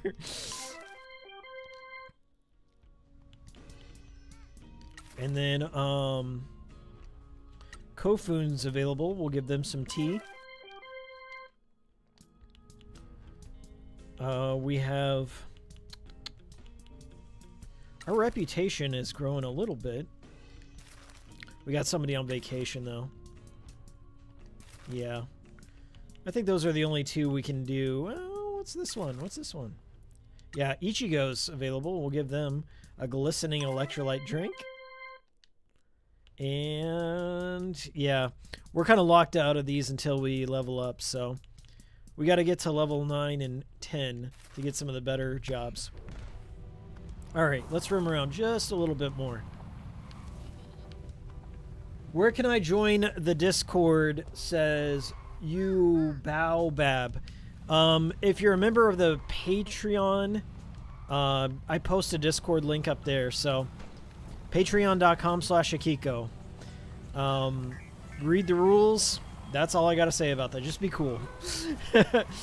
I don't really keep an open public Discord because I feel like the more amount of people join a Discord, tensions are built and personalities clash and things kind of get out of hand. I like to keep things small and friendly. Small, friendly, a community aspect, right? I've had my Discord for probably about 6 years now, and everyone in the Discord I talk to like on a daily basis, and we don't really have any drama going on in there, and that's nice. We did have a weird guy one time. There's one weird guy that stuck out, and I think I've told this story before, but there was a guy in there that would get into arguments with himself and constantly, like, I don't know, have conversations with himself for days. And it's not like we didn't try and be like, hey man, cool it with the babbling or the rambling or whatever. We tried to like calm him down and just say like, hey man, read the room, chill, don't be hostile with people, all that stuff. And he did not like that. And I don't really ban people too often, but if you do something, you know, where you're pissing off everyone else in the Discord, I gotta, you know, step in and be like, okay, let's talk about this. And if really I don't have a lot of time to like moderate in general, I leave it to my mods, you know. I hand the broom over to somebody else. But I did talk to this guy and say like, hey man, people are like really worried. What's going on? Are you okay? And I was like, I'm gonna put you in timeout for like, you know, a couple of days, let you chill for a bit. And this dude like created 5 different alts and was just signing up and just harassing people. I was like, fuck. All right. It's never cool. Like the thing is, I'm pretty chill. I think everyone in our Discord's pretty chill. So we weren't really expecting, nobody prepares you for that kind of interaction. So he wouldn't take no for an answer. So we just kicked him the fuck out. We just kicked him the fuck out and moved on. And I'd forgotten about it for like 3 or 4 years. It was just like a really bizarre guy that came in one day, started talking to himself for pages and pages on our fucking general chat. And it's like, man, this dude is spamming. I don't like spamming. I'll tell you that straight up. Like, if you're spamming chat with random shit and annoying people, we're just gonna say leave. You know, we'll try and do it in a friendly manner. But this guy, I didn't think about him for like 3 or 4 years. And then I posted a video one time where I was just like expressing dissatisfaction with YouTube and just how my content was being stolen by bigger YouTubers and stuff like that. And I expressed my dissatisfaction because I've been on this platform for like 10 years. And when I made that video, guess who was like first in line to say, all right, time to dance on this motherfucker's grave, old Hikiko's quitting, which was not the intention of that video. But he tried to like rally people and say like, look at him. I'll have you know, he banned me for no reason. He banned me for no reason from this Discord. Only guy I've banned from the Discord, by the way.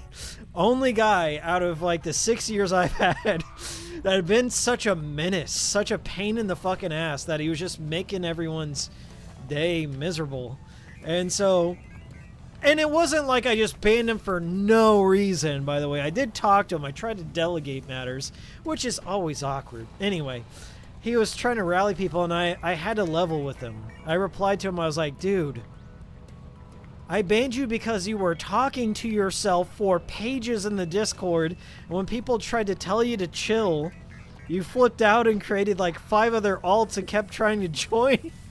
And we had to like IP ban you, and it was nuts.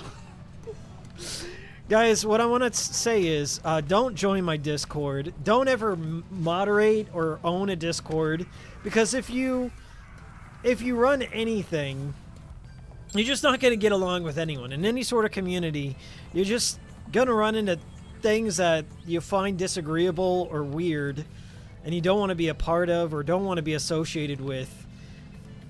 And that's why I don't really keep a public Discord, is because, like, you're just leaving the front door open and anyone's going to walk in, you know? So that's why I implement a small little paywall, okay? It ain't because I'm making $1 million on this fucking Discord. All the Discord Patreon stuff goes into getting perks for the Discord. Like, Discord has this thing called Nitro, where you can get, like, animated GIFs and the like. And, you know, people can they can stream. There are people that stream in my Discord, like, when they want to play a game together. And we have movie nights occasionally. Like, once a month, we'll get together and watch a movie and chat about it. As I said, we're a fairly chill bunch. But it always takes that one rotten apple that fucking makes you want to say, all right, I'm done talking. I'm just going to go back to making my little videos. No. It's been, as I said, it's been a pretty cool place. So if you join, read the rules. There's not many. Like, the primary rule is just be chill. You know, be chill. Don't spam. Don't do anything illegal. And if you can do those things, you'll get along just fine. Welcome to the club, buddy. All right, last battle. Last battle. Let me read a little chat here. MD Chaos says, I feel the same way about Discord servers with them getting too large. I'm going to tell you this now, guys.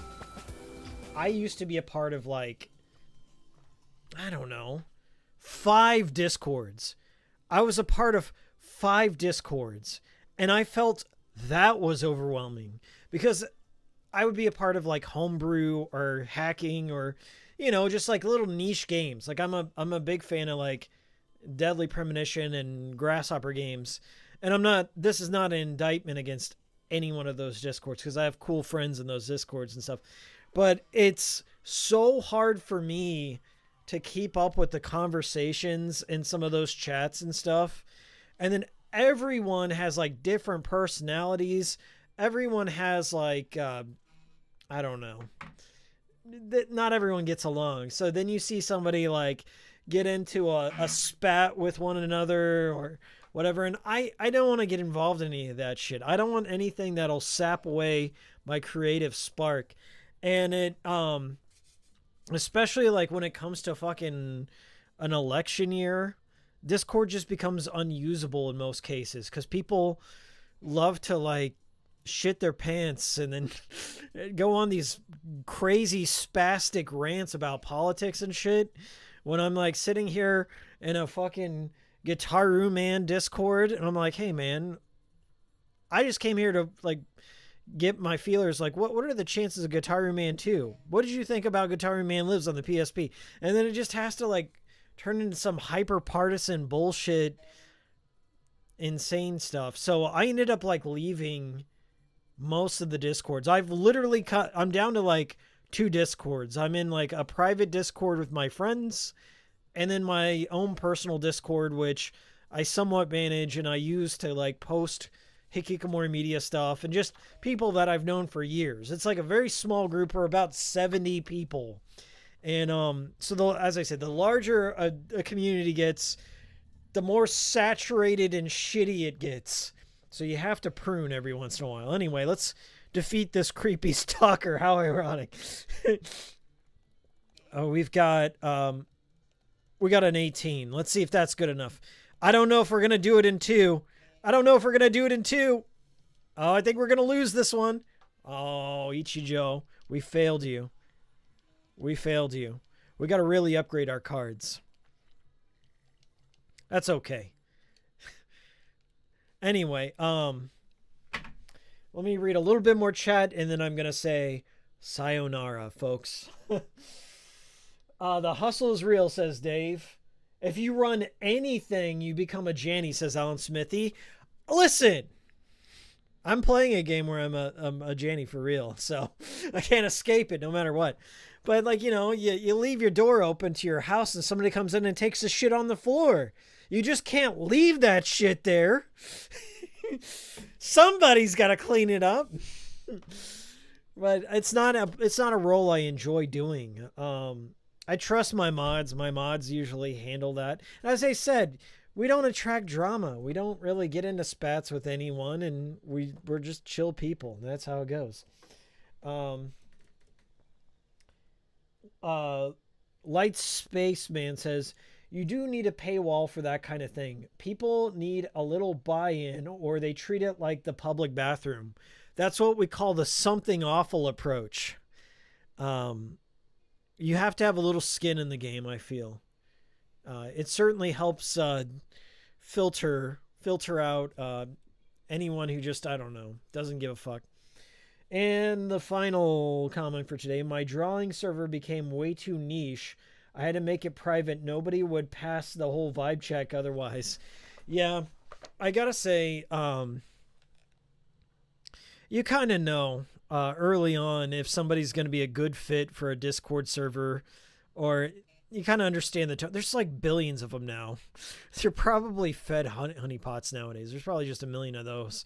But for me, the best way I could describe my Discord server is like we're a bunch of people, a bunch of adults. Okay, that's the number one thing. You got to be an adult to join. It's an 18+ server. And we're all people, you know, in our 20s and 30s. We've seen a lot of shit. We're kind of tired of all the noise. We don't really get into, like, you know, hyper political shit at all. We just really talk about mostly emulation. We talk about game preservation, weird games that we fancy, and I don't know. People just introduce me to things. I find Discord to be a valuable resource to exposing me to games that I would otherwise never know about. And I trust the people in my Discord because they have similar taste to me. And that's the utility, and that's the quality that I find most valuable in Discord. And when you go to a very hyper-specific, hyper-specialized Discord, there are some insane egomaniacal mods. Like, you get the worst of the worst kind of Jannies that feel that they are the head honcho gatekeeper supreme. I've had some bad experiences in my time where I was kind of trying to find like-minded people about games that I cared about, and I got invited to a Discord server. And then, like, when you want to just talk about some, like, mundane thing involving the game or whatever topic, there's always some defiant, like an oppositional defiant kind of person that just wants to start arguments and fights. And it's just like, dude, I don't really care that much, you know, to argue with you. It's like, yeah, you have your take. I don't like to get in pissing matches with people. I seek Discord for like a rest and relaxation thing more than I do, you know, getting in arguments with people. Like everything that I love eventually gets I get exposed to the fandom of the things I love, and I'm just like, ah, shit, I'm one of them, aren't I? That's how I feel like being a modern day Silent Hill fan. It's like, god damn, that's how other people see me. Huh. Anyway, that's it, guys. Thanks so much. Hope you have a great day. We'll see you next Wednesday. I'm out.